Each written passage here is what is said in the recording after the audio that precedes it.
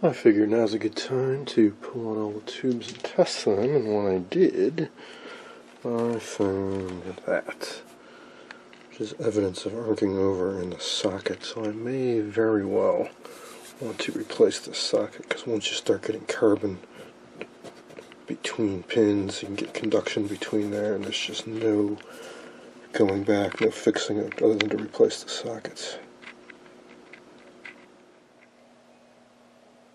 Well, I gotta say, I was quite surprised at how many tubes were weak or bad, including a weak 6K6 audio output tube, and a bunch of the IF tubes, both the 6BA6s, both 6A05, dual diode tubes, 12AT7 RF amp right off the antenna. So, well, I've encountered sets like this before, and I replaced all the tubes, and there wasn't a huge difference.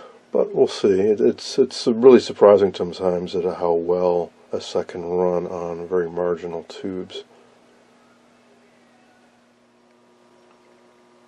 Okay, here we go with all new tubes in the set. And once I'm warming up, one odd thing I found is this is a tube chart out of a cabinet. It's a bit faded and incomplete, but I filled in the missing info based on some writer's info, but check that out, 6AT6. I found a 6BA6 installed. That's what they show in the schematic too. Not exactly interchangeable. 6AT6 is a dual diode, whereas 6BA6 is just a pentode. So, are things any better? Well, they're different. They don't have hold anymore.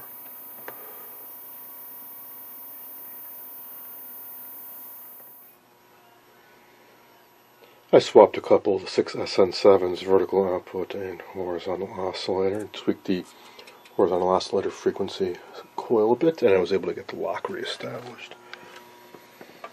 I think it's a bit brighter, a bit clearer, but still clearly have some major vertical issues to resolve, and a bit of waviness too. That is definitely caused by ripple power supply, and I think the vertical height and linearity issues are all related to electrolytic capacitors on the vertical output circuit. The sound is definitely a lot better, huh? That's for sure.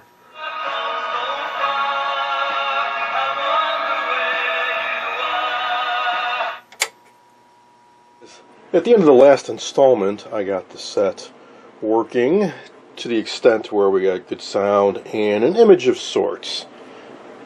Definitely the vertical had issues. It was shrunk and the linearity was terrible, and there was a horizontal waviness to it. I think both of those issues are related to the filter caps, which I have not swapped out yet. With that big picture tube out of here and a little bench test CRT out of here, can get at them much more readily, so we can see clearly 1, 2, 3, 4 multi-suction electrolytic caps, all isolated from the chassis, because this power supply has the caps referenced to slightly negative voltage. The center tap of the secondary goes through a 68 ohm power resistor to ground and generates about negative 7.5 volts across it. So the negative on these caps, instead of going to ground, is going to that negative 7.5 volt bus. Now, a few of the caps are grounded. You can see a couple there, but certainly some of them are referenced to that negative. Now, the ones that are grounded, I imagine underneath they've got the can strapped to ground. Maybe for expediency they just bought all isolated caps and used insulating wafers on all of them, but I don't believe they are all floating. So, for example, I mentioned I think the vertical issue is related to the caps. Well, one of those is going to be this guy right here. 130. That's a 130 microfarad cap on the cathode of the vertical output tube. Very, very common source of problems with the vertical is the cathode bypass cap on the cathode. When that goes or starts to get leaky, you lose height. Another possible culprit is this guy right here, 10 microfarad. It's going to the boost voltage down here, derived from the flyback, 570 volts. Goes up here through a power resistor to that filter cap. Either one of those, leaky or open, going to really affect the vertical. 130 is in here. I'm not sure where the 10 is yet. I haven't hunted it down.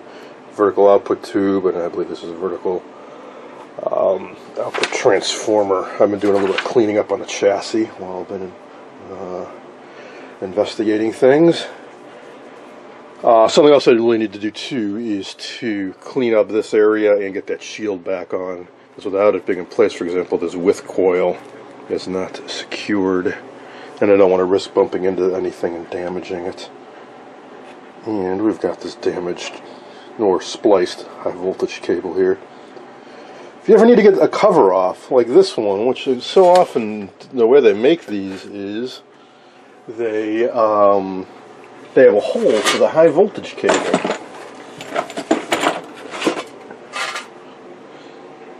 And you can't get the cover off because this won't fit through that hole.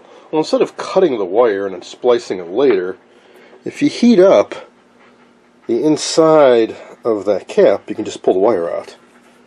These rubber caps slide back, and you expose this metal connector in there. Just heat up that center and just pull the wire back, and then you can slide it through, rather than having this, which will lead to shorting and arcing and corona.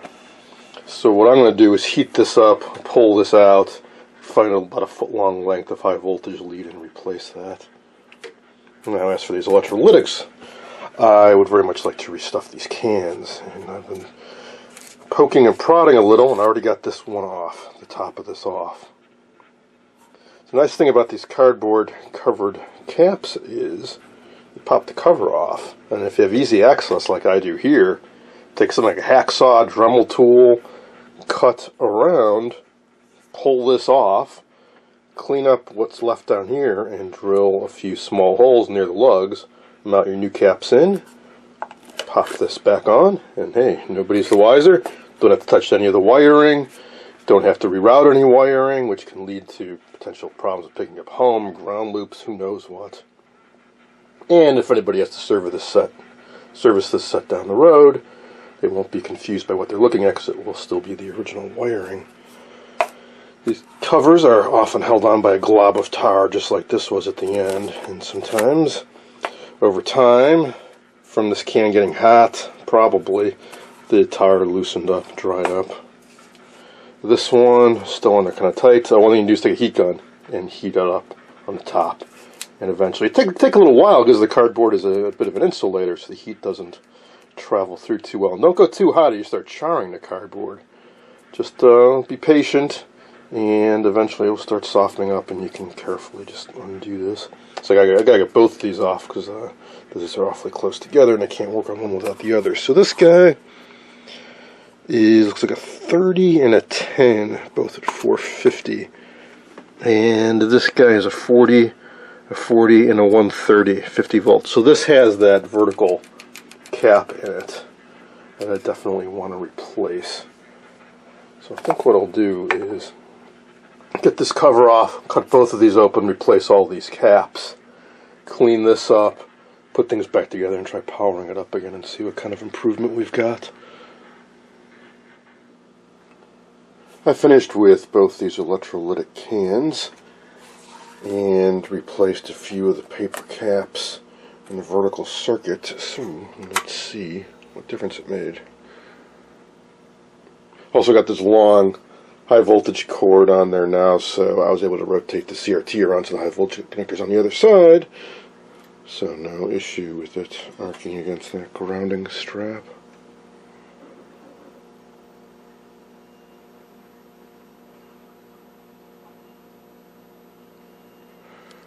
That's a definite improvement. Yeah, height is much better now.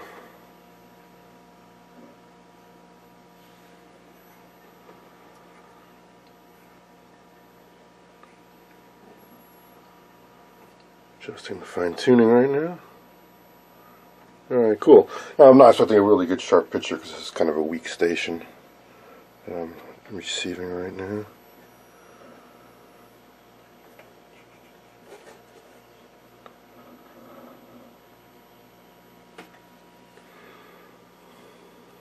Alright. These are definitely looking better. So, I guess I will just continue moving on now. I have 2 more electrolytics to get down there, and still a whole bunch more paper caps down below.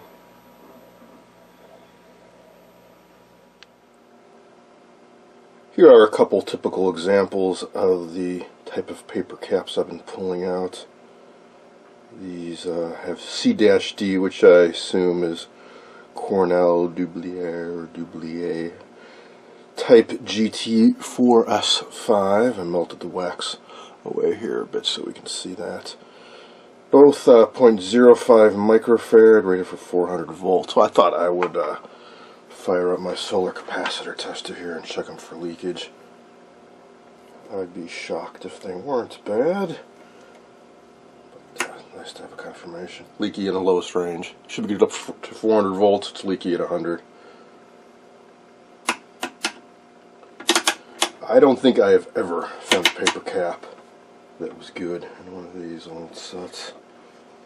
Or, you know, from a 40s or early 50s vintage paper cap. I don't think I've ever found being good. You can't even measure the capacitance. You only get an eye open when you're in the short position. Just for laughs, let's test the other one. The chances that that this one is good, whereas the one that looked good was actually bad. Huh. Okay, it is leaky, but not as leaky.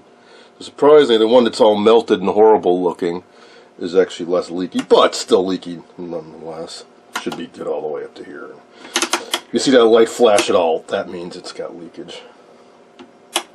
I mean, all capacitors, unless they're theoretically perfect, will have some leakage, but they should not have enough leakage to make that light flash. And the faster it flashes, the more leakage current you've got. And I cannot measure capacitance on this guy either. Kind of get a little deflection around here, but it's so leaky that you can't even measure the capacitance properly. Which is why I'm just replacing them all, because they are all just as bad.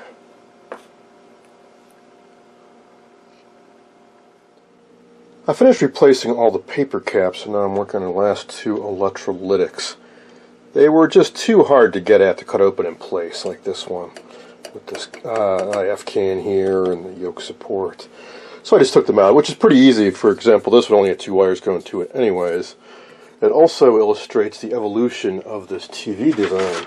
If you recall, when I first got it, I was looking for service info, and I found there was a version that had centering controls for the yoke, which is accomplished by putting a fixed DC bias on the electromagnetic coils in here, which will shift the picture up, down, left, or right.